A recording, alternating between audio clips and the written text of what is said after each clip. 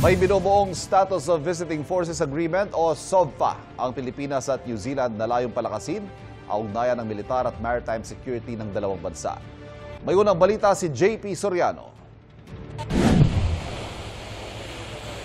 Sa gitna ng patuloy na tensyon sa West Philippine Sea, dumarami pa ang mga bansang nais magkaroon ng mas malakas na ugnayan sa Pilipinas pagdating sa military at defense agreements.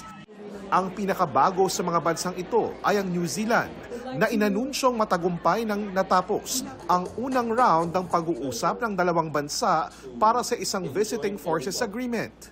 There is strong political commitment to concluding a status of visiting forces agreement, and officials met recently for productive and constructive discussions.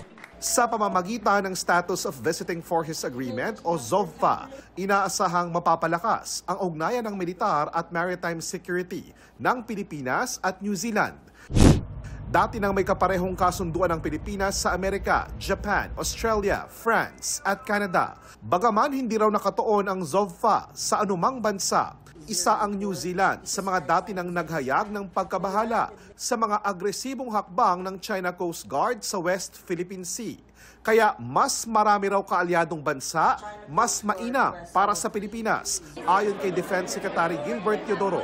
Both countries and multilateral countries' initiative to resist China's unilateral narrative to change international law.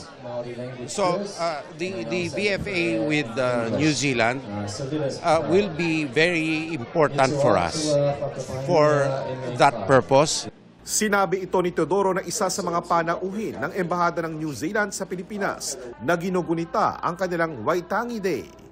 Natanong din si Teodoro kaugnay sa pagmamatigas ng China Coast Guard at patuloy na pagpapatrolya palapit sa mga mainland areas ng Luzon na nasa loob ng exclusive economic zone ng Pilipinas. Dinadaan sa laki. So, I mean, they're just proving to the world what kind of people they are. The Chinese Communist Party. Nauna nang iginiit ng Chinese Foreign Ministry na karapatan daw nilang magsagawa ng maritime patrol sa West Philippine Sea bilang bahagi raw ng kanilang teritoryo. Yan ay kahit pa ibinasura ng United Nations Arbitral Tribunal noong 2016 ang lahat ng claims na ito ng China at pumabor sa Pilipinas. Ito ang unang balita, JP Soriano para sa GMA Integrated News. Kapuso, huwag magpapahuli sa latest news and updates. Mag-iuna ka sa balita at mag-subscribe sa YouTube channel ng GMA Integrated News.